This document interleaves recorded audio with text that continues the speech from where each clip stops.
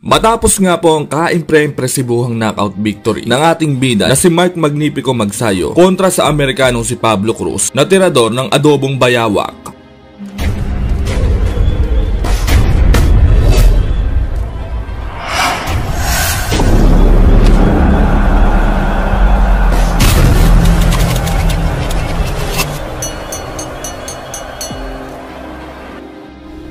Apat na buwan lamang po nakalipas ay sunod naman itong nakapatayan ang laman lupang Mexicano na slugger at knockout artist na si Julio Polito Ceja na tirador ng ginisang ostrich para sa isang world title eliminator bout.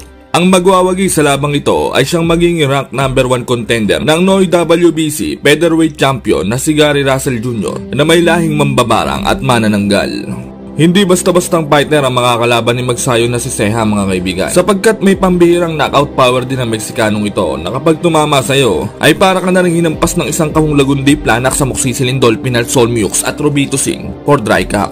Ngunit kung bago at kakapadpad mo lang sa channel na ito mga kaibigan, ay baka naman pwedeng makahiling sa iyo ng isang like, comment at higit sa lahat ay subscribe. Pakisampigan na rin ang kampana dyan sa tabi para buena mano ka palagi sa mga bago kong upload.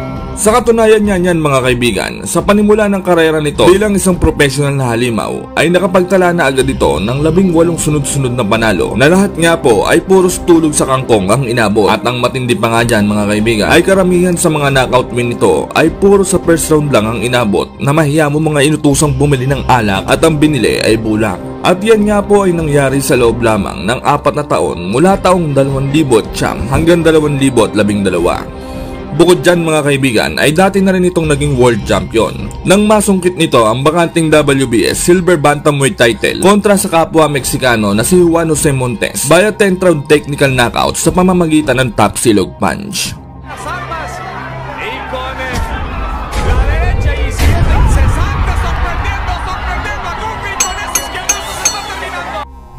Taong 2015 naman nang maagaw nito ang WBC Interim World Super Bantamweight title sa isa pang Meksikano na si Hugo Ruiz na tirador ng dinaing na kalabaw sa loob lamang ng 5 round.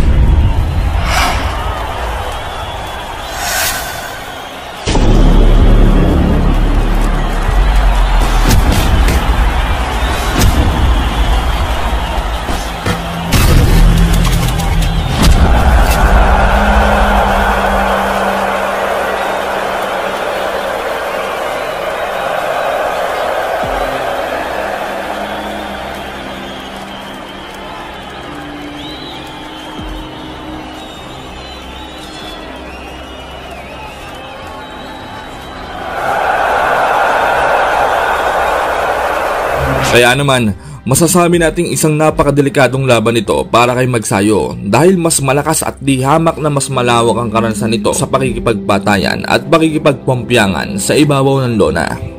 Sa isang online sunggala naman mga kaibigan ay makikitang halos patas lang ang dalawang fighter sa tayaan. Pero ganun pa man ay madaming nagsasabing liyamado daw si Ceja sa kanilang magiging laban at malabo daw manalo itong si Magsayo dahil nakikipag-sparring lang naman daw ito sa mga lamok, alimasag, suso at alimango. Ayon pa nga sa isang kilalang betting site na thegamblingsites.com ay bagamat undefeated daw itong si Magnifico ay wala pa naman daw itong nakakalaban na di-kalibreng halimaw kumpara kay Ceja na ilang beses nang napasabak sa mga di-kalibreng Encanto, Malignot, Aswang. Pero ganun pa man mga kaibigan ay maraming boxing fans ang hindi sang-ayon dito at ultimo nga po ang ating pinakamaangas na boksingero John Riel Cuadro Alas Casimero ay hindi pabor para sa Meksikano sapagkat sa mga hindi kasi nakakaalam ay bago pa man maganap ang laban ng dalawang ito ay nakasparing na ng angas ng Pinas Cuadro Alas itong si Ceja at di umano ay binugbog lamang niya ito ng binugbog ng bugbog di alimpungatan. Magsayo? Oh?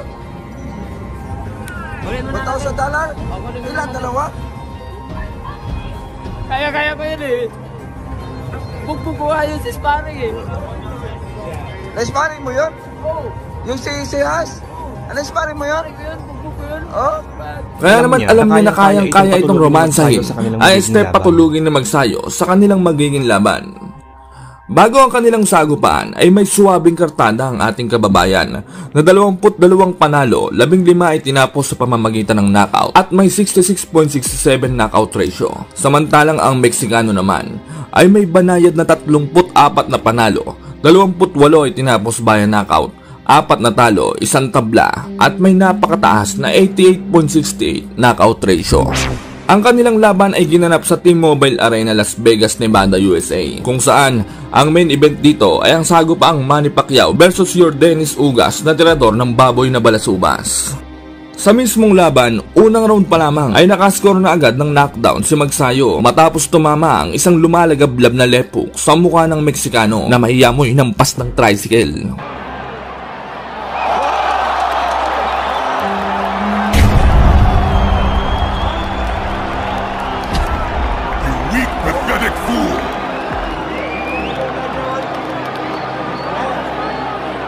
Subalit makunat din talaga ang lambay sa mukha nito si Ceja, mga kaibigan, sapagkat imbis na umatras matapos bumagsak ay tila mas lalo pa itong lumakas at ginanahan sa laban na mahiya mo nakarobos na unggoy.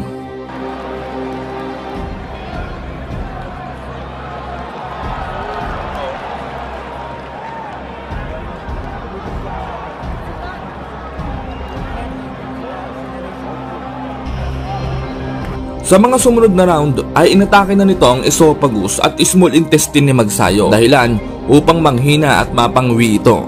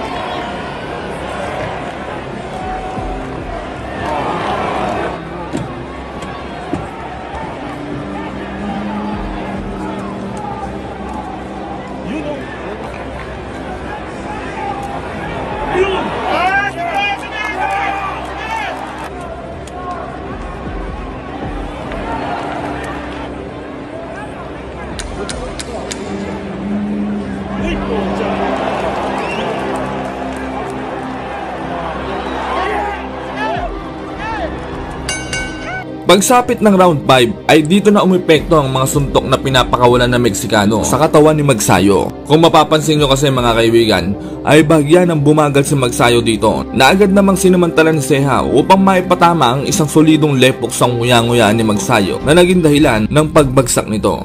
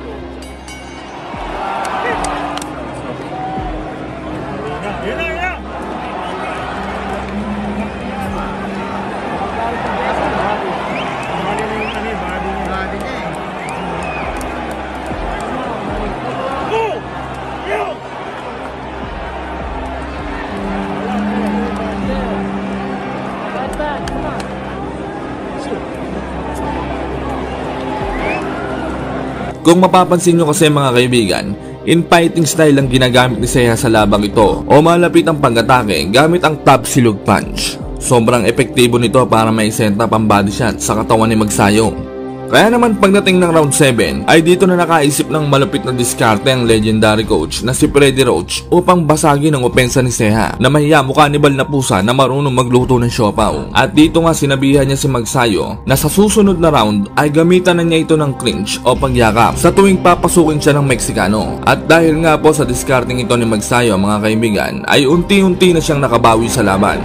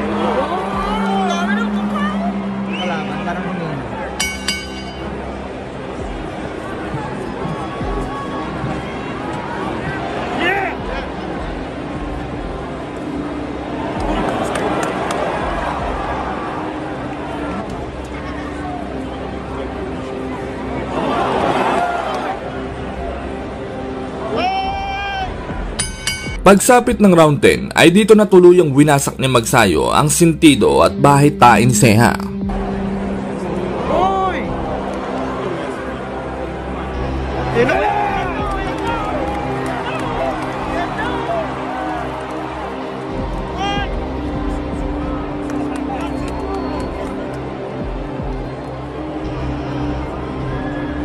Finish him!